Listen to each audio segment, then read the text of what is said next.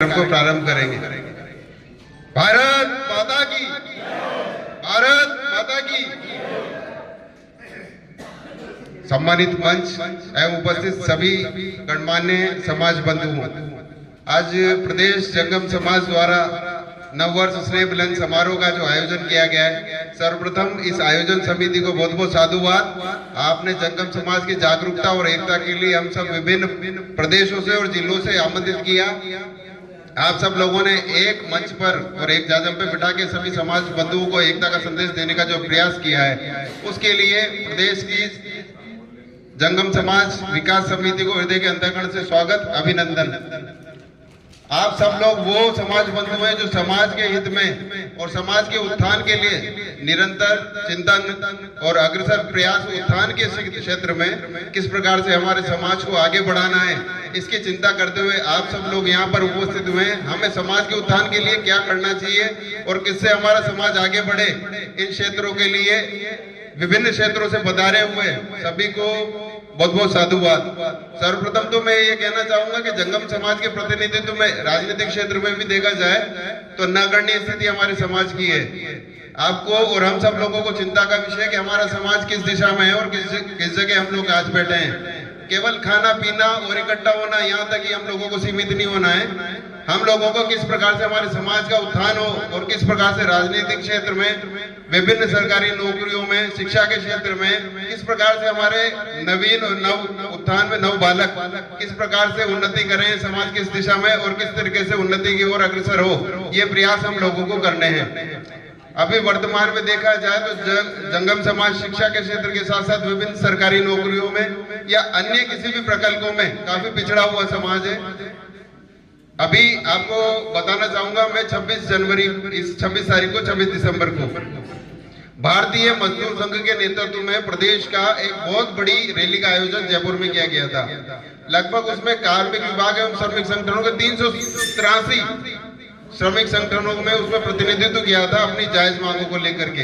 लगभग उसमें 1.25 लाख संख्या आपके जयपुर नगरी में कार्यक्रम में रही थी।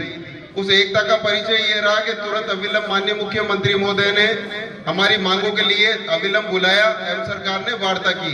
हम लोगों को भी इसी प्रकार से एकता के संदेश के रूप में समाज को एकत्रित होते हुए हमारी जो जायज मांगे हैं उनको माननीय मुख्यमंत्री महोदय को राज्य सरकार के समक्ष में रखना चाहिए और समाज के उत्थान के लिए जो प्रयास हो वो हम लोगों को करने चाहिए।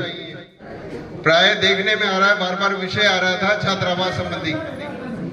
जंगम समाज की एकता अखंडता के लिए हम लोगों को राज्य की राजधानी जयपुर में भी समितियों के लिए हम लोगों को सभी समाज बंधुओं को सहयोग करना चाहिए और जहां जहां पर नव समाज के लिए जो सामूहिक छात्रावास का जो गठन के लिए जो प्रयास चल रहे हैं उन लोगों को, उस सभी समितियों को हम लोगों को, पूरे समाज को, जंगम समाज को सहयोग करना चाहिए। और मैं आप सब लोगों से अपेक्षा करूंगा कि जहां जहां भी नवीन छात्रावासों के गठन और जहां जहां निर्माण का कार्य चल रहा है उन सब में हम लोगों को जंगम समाज की ओर से निश्चित रूप से सहयोग करना चाहिए। हमारी जो समाज की धरोहर है उन धरोहरों का हमें संरक्षण, अखंडता और अक्षुण्णता के लिए हम लोगों को निश्चित रूप से प्रयास करना चाहिए।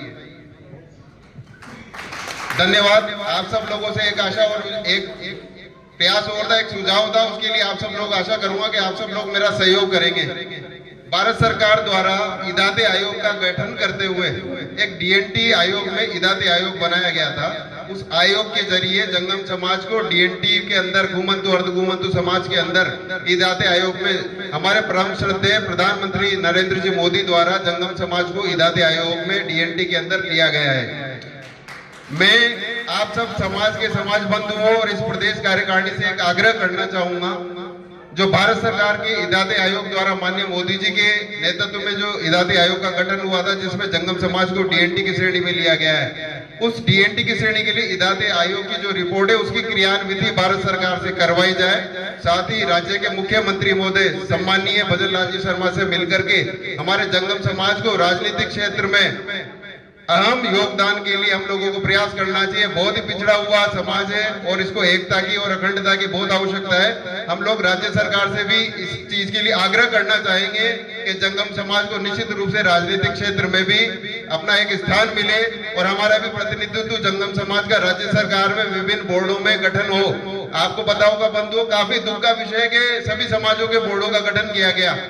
लेकिन विडंबनाएं हमारी एकता नहीं होने के कारण और एक दूसरे की टांगे खींचने के कारण हमारी विडंबनाएं ये है कि हमारे जंगम समाज का बोर्ड का गठन नहीं हो पाया। गत सरकार में आपने देखा होगा विभिन्न समाजों के बोर्डों का गठन हुआ, हर समाज का एक राज्य मंत्री का दर्जा देते हुए समाज के बोर्ड का गठन किया, लेकिन हमारी एकता नहीं होने के कारण हम आज भी जहां के जहां 10 के 10 पड़े हुए हैं। उसकी समस्या का मूलतः कारण एक ही है कि हमारी एकता नहीं है।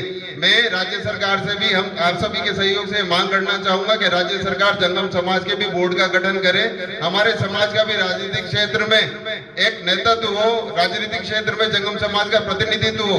हम सब लोगों को इस क्षेत्र में प्रयास करना चाहिए कि कैसे भी हमारे समाज के बालक बंधु जो भी हैं वो समाज राजनीतिक क्षेत्र में भी अग्रसर हो। अभी देखा जाए तो प्राय राजनीतिक क्षेत्र में भारत सरकार से लेकर अखिल भारतीय स्तर से लेकर के राज्य स्तर पर राजस्थान में भी कहीं भी हमारा राजनीतिक रूप से कहीं प्रतिनिधित्व नहीं है। हम लोगों को प्रयास करना चाहिए राजनीतिक क्षेत्र में राज्य सरकार जंगम समाज का प्रतिनिधित्व के लिए अवसर दे। धन्यवाद।